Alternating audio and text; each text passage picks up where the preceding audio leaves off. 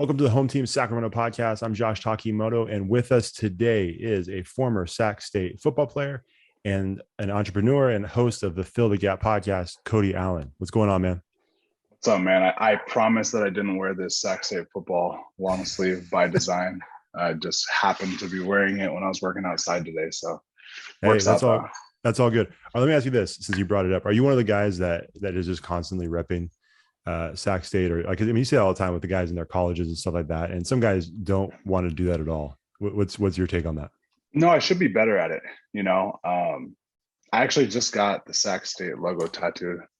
This logo really? Tattooed on my calf, so I guess I am technically repping it all the time now. There you go. But I should definitely be better about it. For most people, regardless of your, I guess, say your playing career, how illustrious it was or lack thereof. There is so much that you learned and will learn at your college, whether it be good or bad.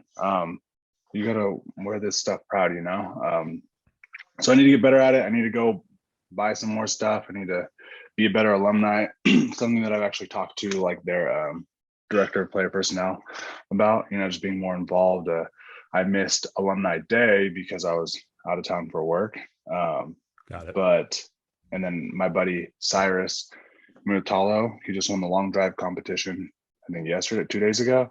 Oh, that's awesome. Those are like the alumni there. So I need to just be better about being an alumni. And that goes for all the other Sac State alum. Yeah. No, for sure. Well, I'm a Sac State alum, and I could definitely do better. Obviously, I didn't play sports. I just talk about it on a podcast. But yeah, that'd be huge, man. I imagine that they would love to have you involved more, not just because of we'll talk about in a minute what your experience was playing at Sac State, but obviously you're super successful now, and I think from it's got to be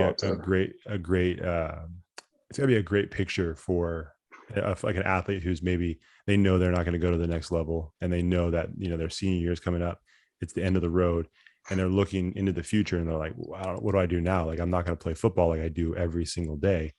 And they see a dude like you. It's like, oh, there's a really awesome life that could potentially be waiting for me if I take the right steps. So I imagine that's a huge part of why they want you to be there. Yeah, no, most definitely, and especially because I've offered internships and whatnot through my companies, because a lot of kids or guys, the grown men, young men, they are looking to get into like the digital space and whatnot, or they're better at me than right. Like, these kids are better at social media. This dude, Xavier Mason, he's a receiver at Sac State.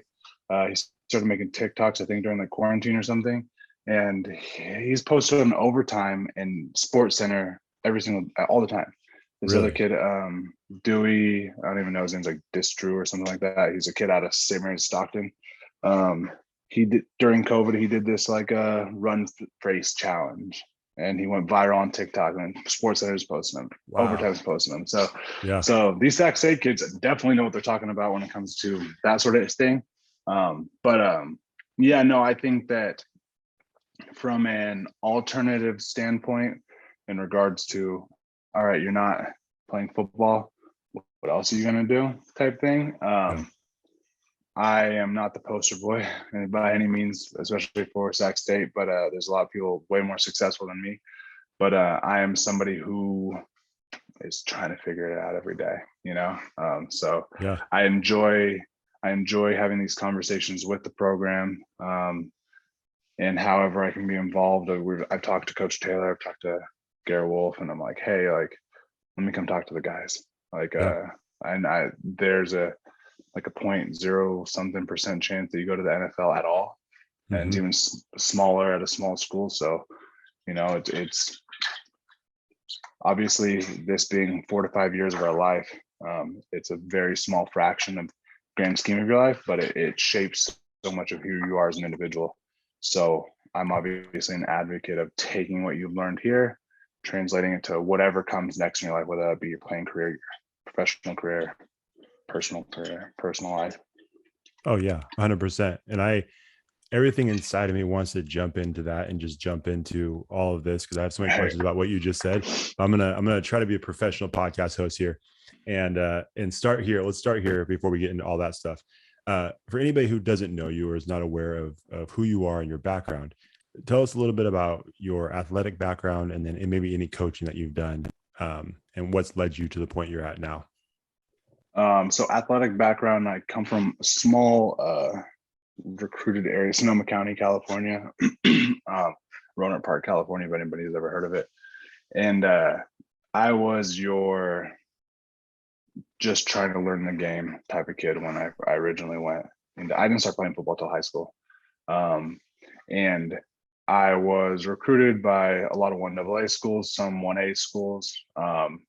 Out of high school, got scholarship offers to a handful of places, and decided to go to Sac State early on, before my senior year even happened. Which is interesting because I guess actually we'll kind of get into that later, but I decided to go to Sac State before it ever happened. Went to Sac State, and I talk about this in a book that I wrote actually. And what's the book called? So you got it right here. It's called Forever Athlete. I co-authored it with a ton of other people. I wrote a chapter of it myself. My chapter is called Fill the Gap.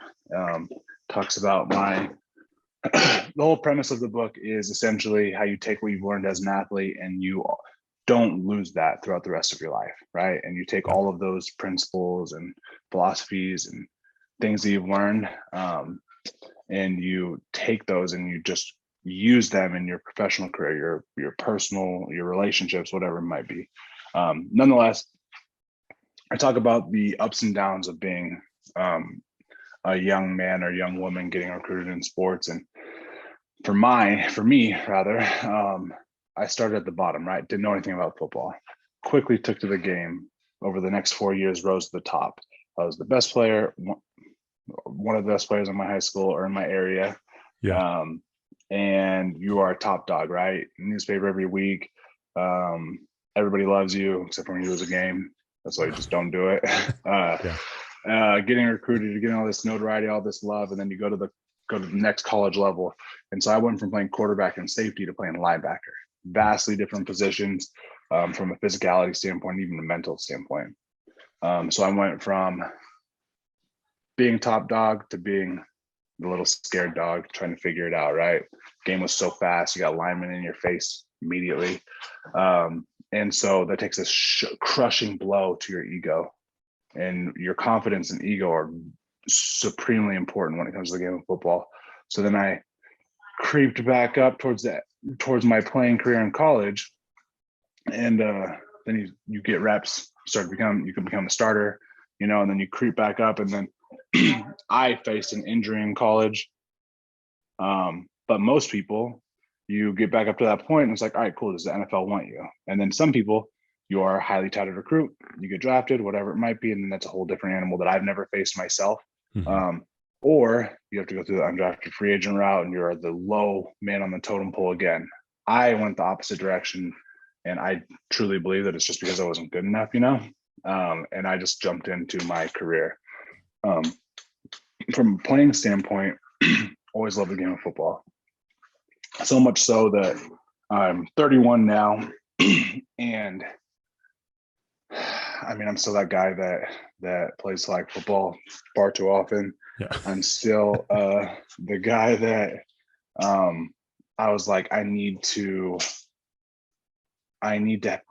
give back what I've learned from this game, and more so along the lines of give back to my community that helped me so much. Yeah. And so what I did is during the 2020 season, that shortened season, abbreviated season, whatever you want to call it, I reached out to my alma mater high school, and I was like, hey, it's funny because I was like, hey coach, like, I know offense like the back of my hand. Like, I want to come down there and I want to like talk to the guys, whatever it is, pep talk, coming from somebody who played there. They probably didn't even know who I was at the time. And he's like, all right, great. Like, you're the quarterback coach. Here's your credentials to huddle. What? Like, so we have practice Monday, Tuesday, Thursday, Friday. Like, see them. I was like, all right. I didn't know that's what that was going to be. Right. So I commuted a couple hours either direction, a couple times a week. I'd go down on Monday, hit practice, stay at my parents', Tuesday, go to practice, drive home Tuesday after practice, do the same thing Thursday, Friday. And it was one of the most rewarding things I've ever done. It was volunteer coaching. I still have a relationship with a lot of the kids that I coached. One of them called me last night at 10 p.m. It's like, hey, coach, like, I need your advice. And I was like, all right, what's going on? He's a 3-star right now recruit. And he's like, hey, this school gave me an offer. This school gave me an offer. Like, what does it mean? Should I wait? Should I commit? Like, so we have these conversations, you know, and that was big for me because nobody did that for me in my recruiting process. It's really important for me at this stage of my life is to take, and I don't have it all figured out, but to take all the stuff that I've learned and the experiences I've learned and just put it out there wherever, whether it be podcast, whether it be book, whether it be social media, whether it be texting or calling people that I are talking to, people that I know and love, and just letting them make their own decisions, you know, giving them my advice, and hoping that it steers them into whatever direction they want to be. And so when I say that, like, coaching in that 1 year that I did it, I definitely see it again in my future because I love the game of football. I more so love the impact that you have on, I can speak on young men because that's the one who I've coached, their lives and how influential you are at that point in your life. I can't tell you how many times that I drive a couple, I mean, and I'd be like, all right, guys, I just drove from Sacramento. Like, where the hell is Sacramento? Like, none of them know. I didn't know where Sacramento, I'd never been to Sacramento until I went to Sac State. Yeah. And they don't know, like, I'm like bending over backwards right now to go to an hour and a half practice, driving 2 hours each way. But they're just so happy for me to be there. Yeah. And you see them get better at something that you coach them on the day before, and their face lights up when you're proud of them. And I don't know, man, it is extreme. Me not having any children, it was like, I mean, I felt like a 30-year-old or 29-year-old dad to a bunch of 17-year-olds at the time, you know? Yeah, man, for sure. And so from a playing career standpoint, that just hit home for me. Sorry, not hit home playing career, but it's just from a being engulfed in the game of football, that really hit home for me.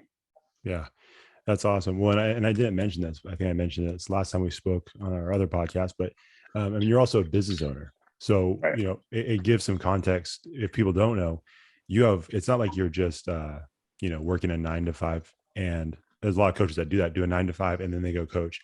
Your situation is a little bit different where, because you're the owner, you know, of all these different things, there's a lot more pressure, a lot more responsibility. And it's not like you can just always turn it off. And then you're also making that drive to do it. And I know you probably don't look at it that way, but it's just one of those things where I think sometimes people don't maybe understand or truly appreciate what coaches do to influence the lives of young athletes. Because I mean, some of these men and women that are out there coaching, I mean, sometimes coaching can really put a strain on your life, and they're passionate about it. So they keep doing it, but it's like, I mean, it's a sacrifice for sure. Yeah. I've obviously now the guys that I was coaching with, they were, half of them were my coaches in high school. So I talked to them and you see, and now I know some of the things that they were doing, and I'm like, man, and to hear them talk behind closed doors too, you know, it's just funny to hear, but you gain a massive amount of respect for, especially at the high school level. There's a lot of people that are out there volunteering their time because they love the game. They love being able to impact young people, and to be able to be a part of that on the giving end versus the receiving end. It was extremely fulfilling. It was very tiresome.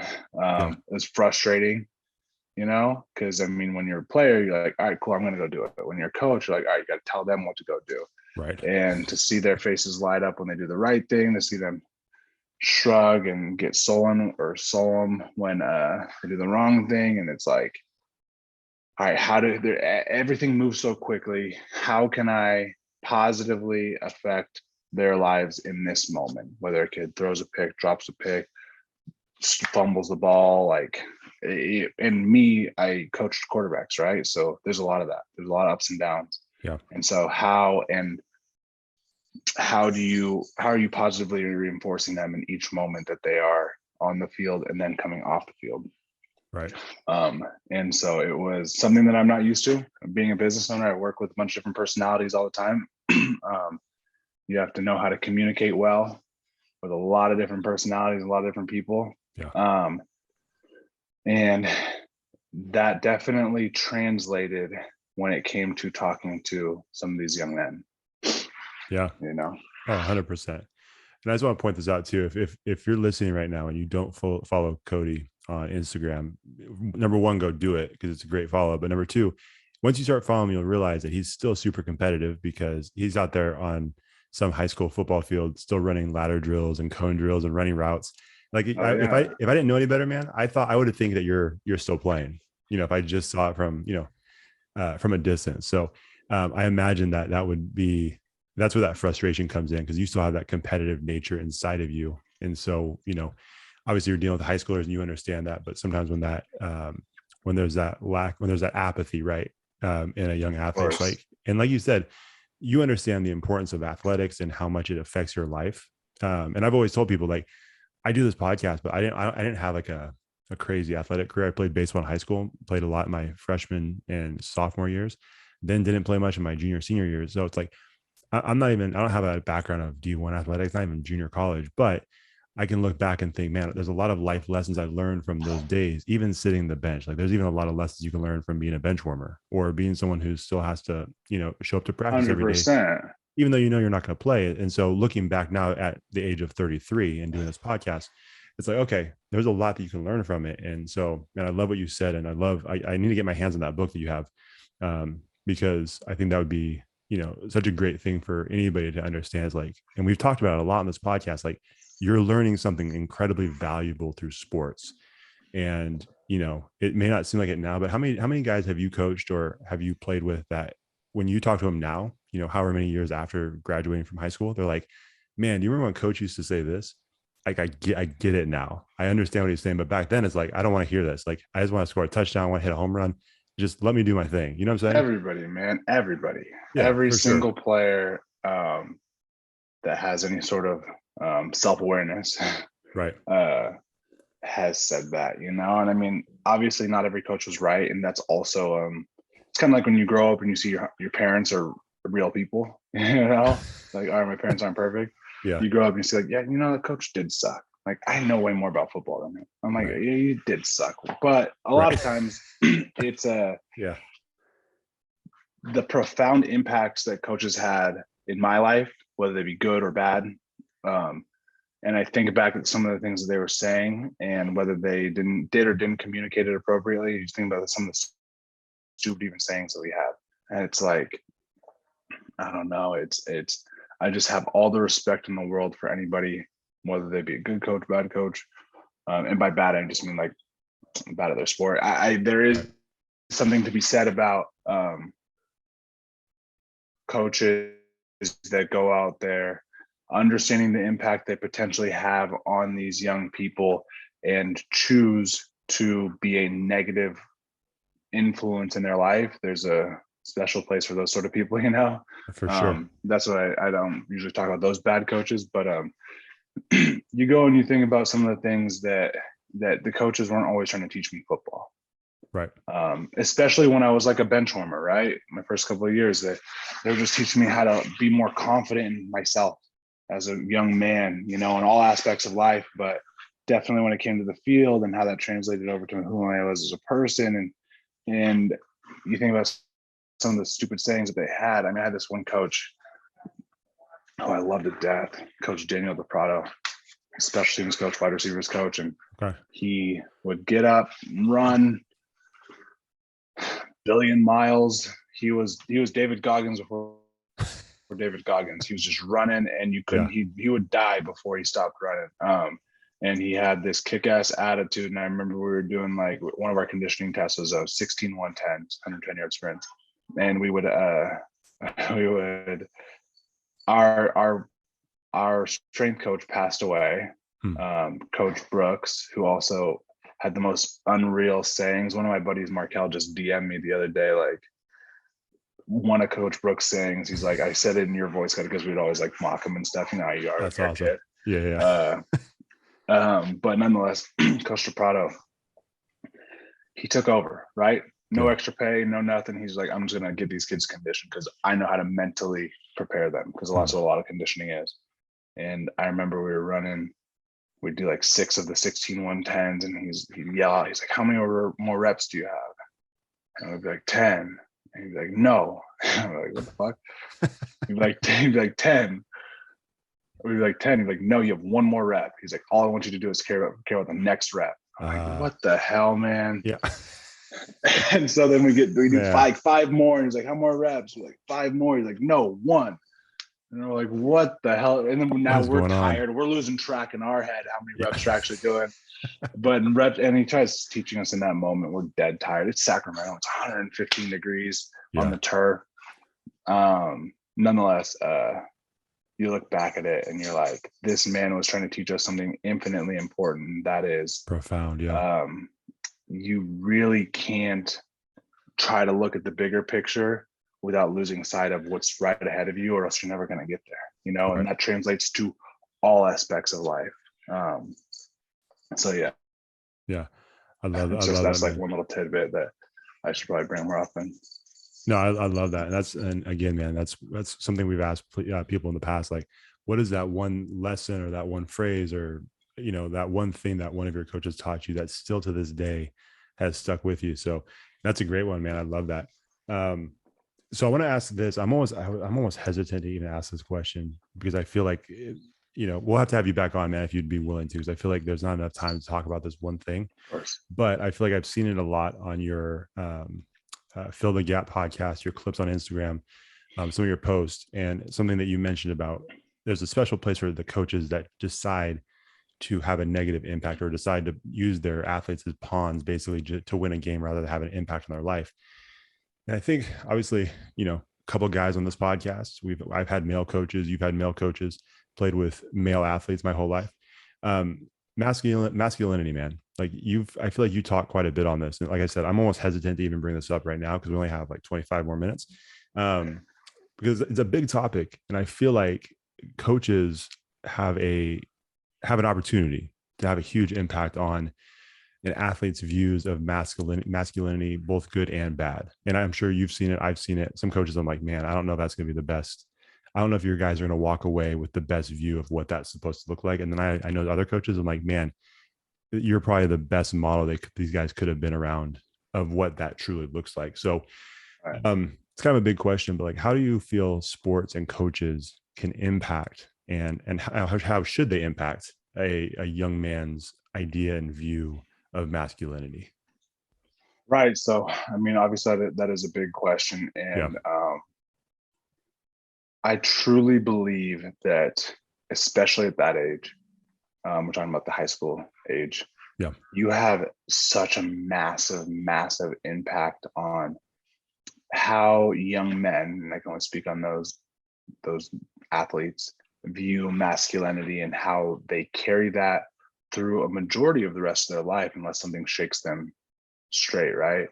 And what I mean by that is we are often taught that masculinity is the toughest, the strongest, the fastest, the most promiscuous, the sometimes meanest, you know, the one that's going to jest and poke fun at the maybe a weaker person to make them feel worse about themselves, because that is the quote unquote like jock, right? Sure. It's the guy that everybody likes and makes everybody laugh at the expense of others at times. And coaches can perpetuate that, right? Mm-hmm. And it's tough coming from me because I've lived both sides. So I have been in situations and even partaken in situations where you almost try to demoralize somebody else to make yourself feel better in the Oklahoma drill, right? Sure.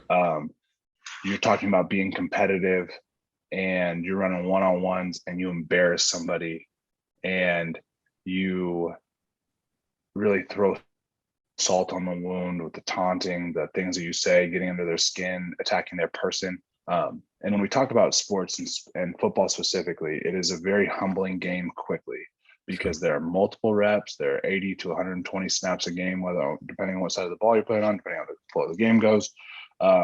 And so that's 80 to 120 opportunities for you to look dumb or make someone else look dumb at times, you know? Sure. And I am the biggest advocate of playing within the whistle, keeping it between the lines. And it is so, so tough to compartmentalize masculinity in the between the lines. Because if you aren't really confident in the person, the player, the man that you are going to carry this with you like a burden for the rest of your life. And I've seen guys who have done it. And what I mean by that is if you are supremely confident in the person that you are, and your confidence was instilled in you by your coach, by your peers, by the other men on your team, by the people around you, then you're not necessarily going to be the best. If that was instilled in you and that's who you are, then you can go out there, give the next play your best effort. You can make a tackle for loss, embarrass the guy ahead in front of you, whatever the hell it might be. And as soon as the whistle blows, you're there picking him up. You're there making him feel better about it, because you know that could be you at any other play, right?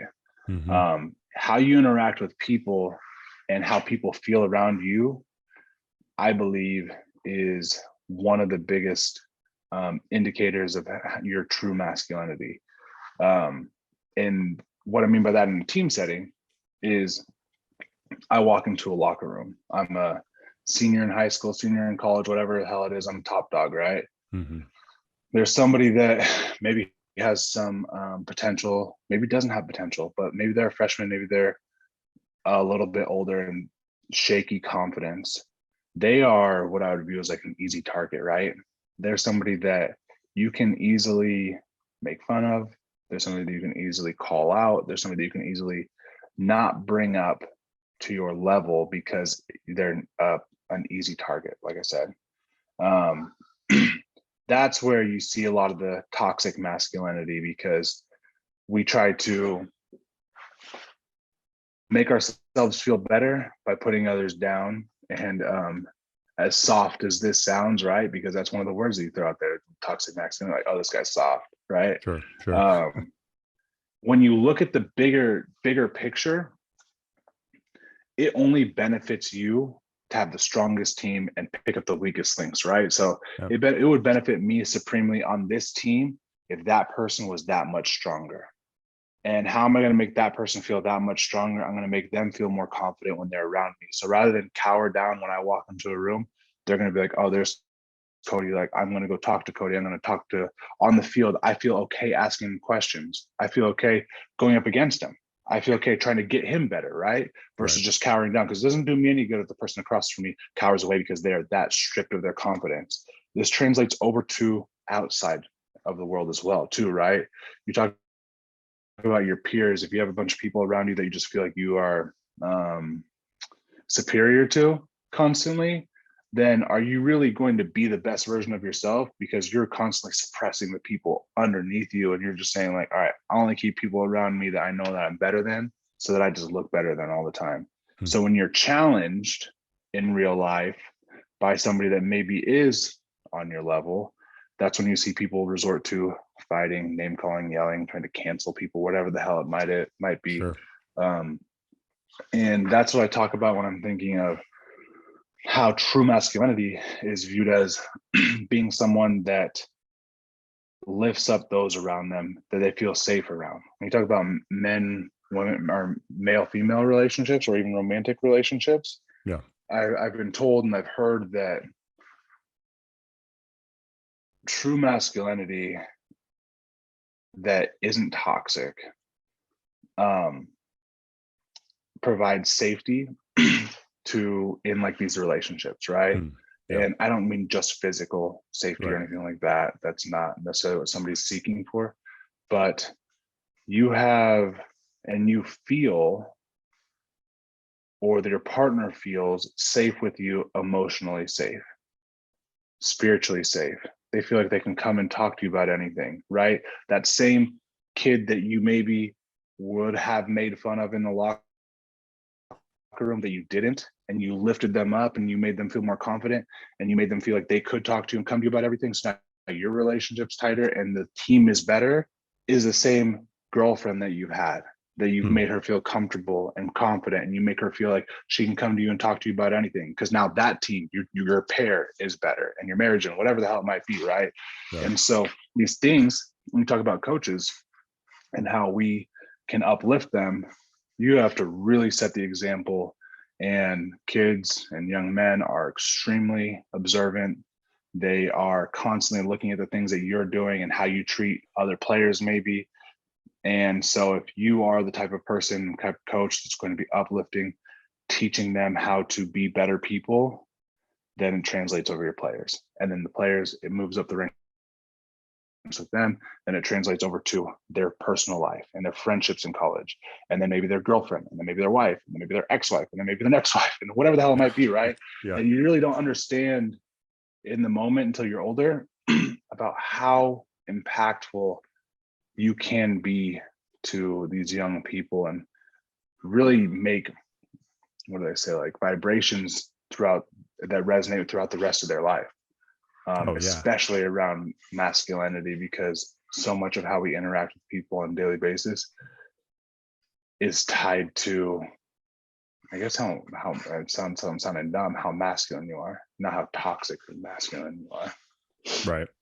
No, and that was great, man. I appreciate you kind of breaking that down a little bit for us, because I think that's, it's a huge part of it. And I think every day we've seen examples of both great men that are doing great things, and then are promoting a positive image of what that's, or not a positive image, a positive example of what that looks like. And then you have the exact opposite. And and like you said, athletes are, like what you said about athletes being observant too. And they're not just observing what you're saying or what you're teaching them with the X's and O's, but they're going to see how, I mean, especially with football, man, and you can speak to this more, but like football, every team I've gone to, every team I've spoken to, every practice I've gone to, like football just feels a little bit different because of the way that it's one game a week. You guys have, a lot of teams have that Thursday night, team dinner. A lot of times families are involved in that team dinner. Coaches' wives might be involved in that team dinner. And so there's a lot of opportunities to see the interactions with a coach's family, with his wife, all these different things. Referees, they see how they treat the referees during a game too. And we've seen some unfortunate examples of that recently. But they get to see all of this stuff. And so if your life and the way you live is not lined up with what you're teaching these athletes on the field, then they're not going to buy into it, right? Like, it's like, okay, cool. Coach says one thing, but like we've seen how he treats people at the grocery store. We've seen how he treats people, in the classroom, maybe it's a teacher coach. And it's like, we can't buy into what this dude's saying because he's, it's hypocritical. So, I think that's something, it's a lot of pressure. Like we keep saying it, but like coaching is a lot of pressure, not just on your personal life, but like there's a lot of pressure to live up to the example and the words that you're speaking. So, it's something to keep in mind if you're a coach. It's a big job. It really is. It is the closest you can get to being a parent without being a parent, right? Especially when you are around them so often. One of my really good friends from college is a coach at big time school, and best dad, best husband, not perfect by any means. It's still he's still himself, right? But we were playing in college, and the integrity on this kid, the work ethic, and I'm like, this guy is just going to be a good person overall. And now I think, and I'm like, this is the guy that I would want coaching my son if I had one. I just texted him this morning and I was like, hey, check out this kid out that I coached.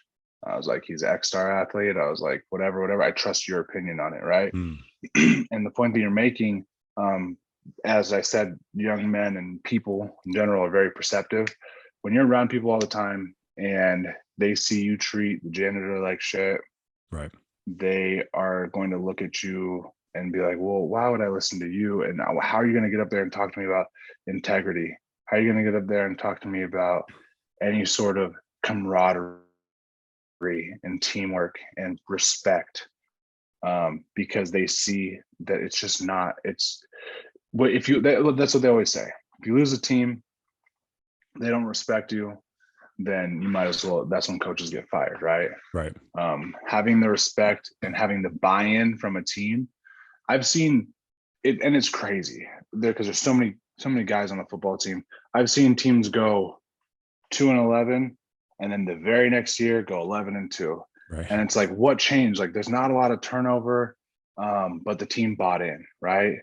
So part of it is that, and that buying in almost speaks solely to your personality as a coach. Right. So yeah, that's big.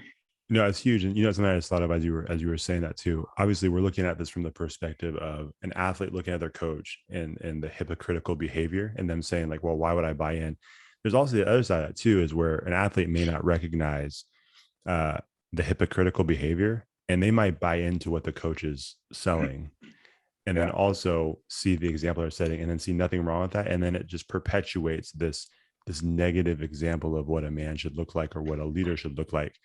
And there's that possibility too, where what the coach is doing, an athlete fully buys in without any critical thinking. And all of a sudden now you have another mini me that's going to be out there doing the same thing. And now you have this negative influence that continues to spread. Kind of like you were saying with the vibrations, right? Like you have the good vibrations that you're kind of creating great people that are doing great things. The other side of it is you could be sending a ripple effect through a person's life where 15 years down the road, they're having all these issues. And you could kind of, realize it stems back to some of those influences. Right. And that's what I try to say, or try to say rather, like if you are a coach, you are damn near becoming a parent, right? Yeah. And there are a lot of people out there who aren't fit parents, and you don't always get the choice whether or not you're going to be a parent, right? But you do always get the choice of whether or not you're going to be a coach, right? So if you take this role, you take this responsibility, and I urge the same if you choose to be a parent, right? You need to understand that what you do will affect not just your life, but so many people's lives, positively or negatively. And so you got to take it seriously. It's just a choice that you're making. Like, I love football, but maybe I'm just an asshole, right? So maybe I'm just not going to be a coach, right? You can watch it on Sunday. You could watch it on YouTube, whatever the hell you want to do. Right. Watch it from the stands, but maybe you're not the best suited to be a coach. There are a lot of there's a lot of coaches that don't know a lot about football, but they just know how to get the most out of young men. There's a coach, very controversial coach, Coach Jason Brown. Very controversial coach, viewed as an asshole from a lot of people, but he has not famous. I don't know. I read his book and he has a quote that says, it doesn't really matter what plays we call. He's like, if you get these kids to believe in you, and they'll run through a brick wall for you.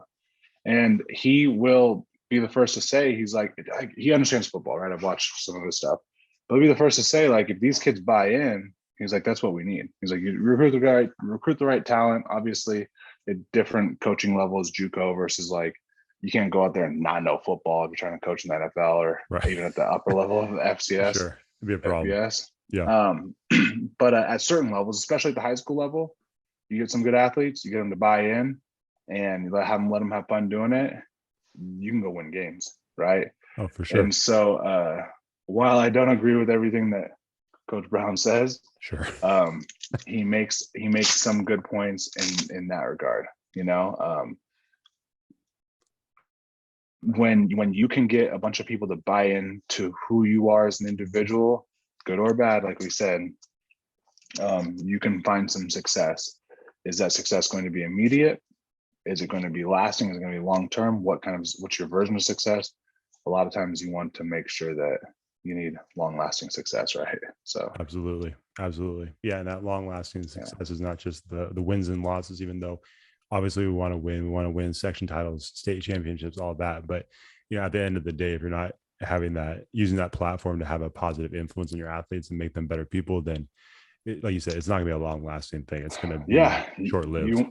You want to win, and now you got the whole new NIL thing too. You got kids getting paid. So you need to make sure that you're just making good people because you Right. don't want shitty people with money. We already have enough shitty people with money in America. Right.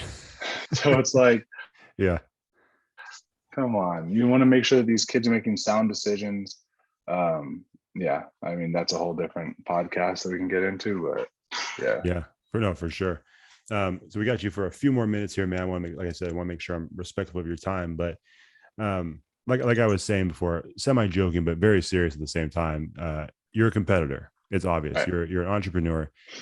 It's just obvious from the clips. I mean, whether you're lifting weights, whether you're, like I said, running routes, whether you're playing softball or flag football, it's just obvious. Like just competition is in your veins. Right. And depending on the person you talk to, sometimes they feel like that can be a negative thing, right? Like there's sometimes a negative stereotype behind competition. But I think us, as me, a much lesser athlete, you played at a higher level, but anybody who played sports and anybody who's competitive understands, like, no, if you use competition in the right way, then there's competing against your opponent, and there's competing for or with the people that are next to you as a business owner, you as a boss and a leader.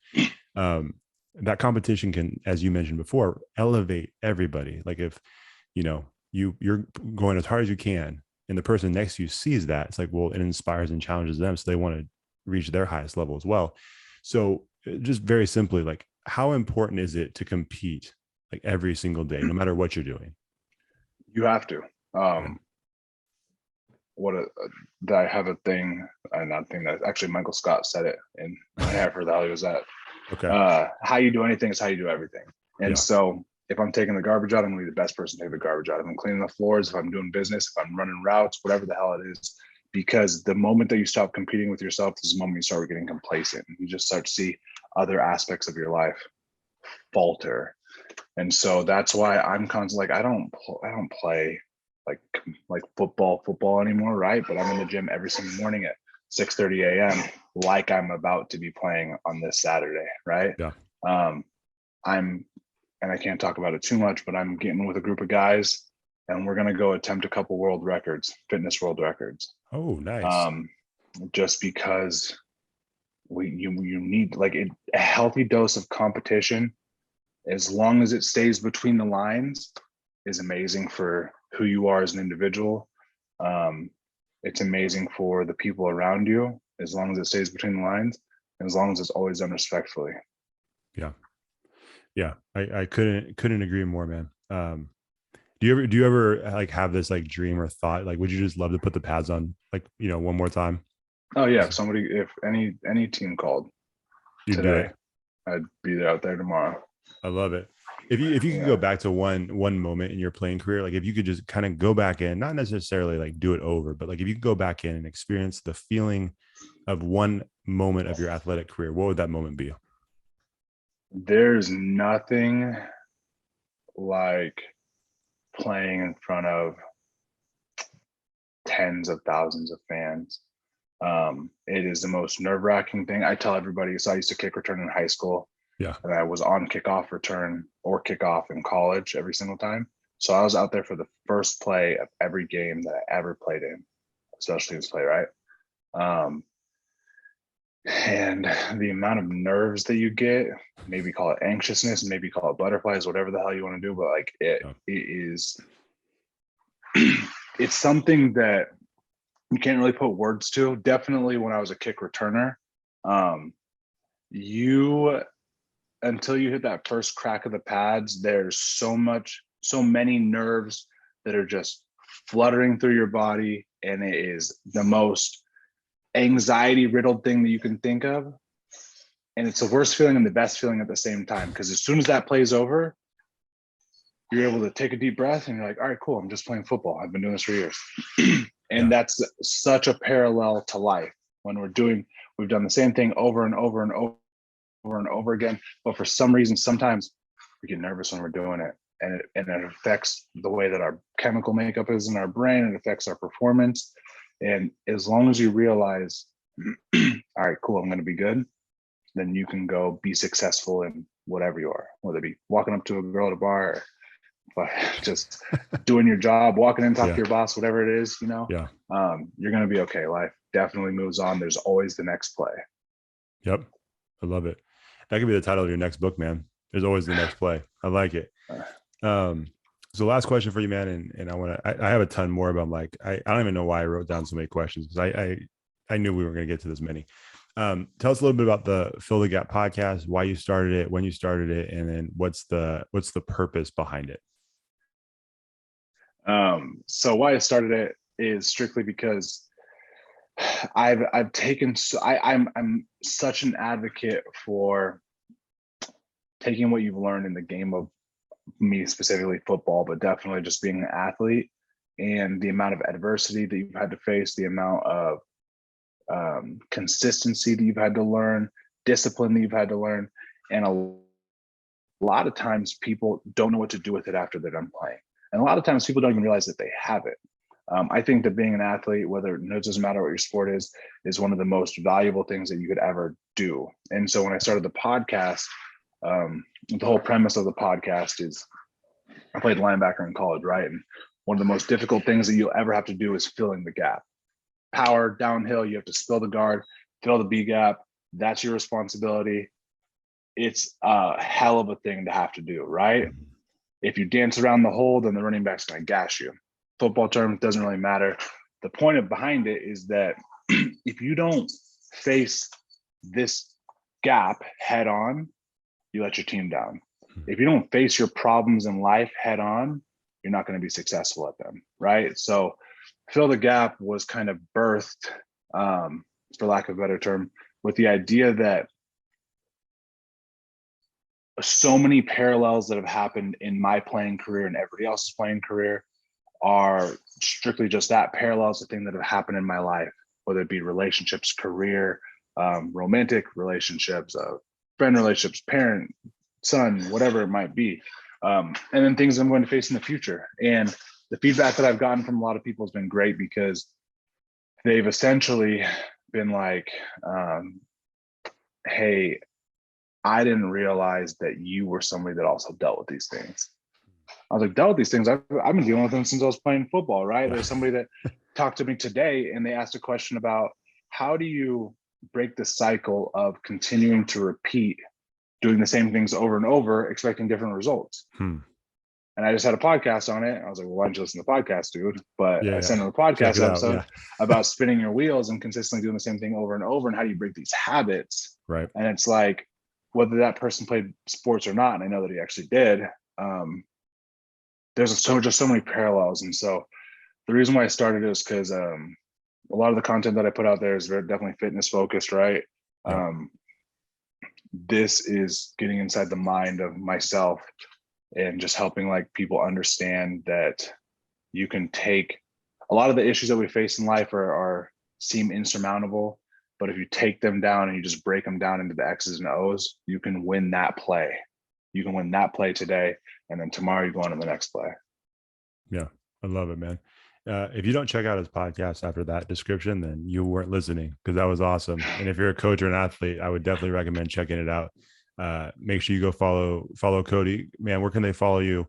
I mean, you guys, man, since last time we spoke, it's like your social media presence has doubled. But where do you want them to follow you, man?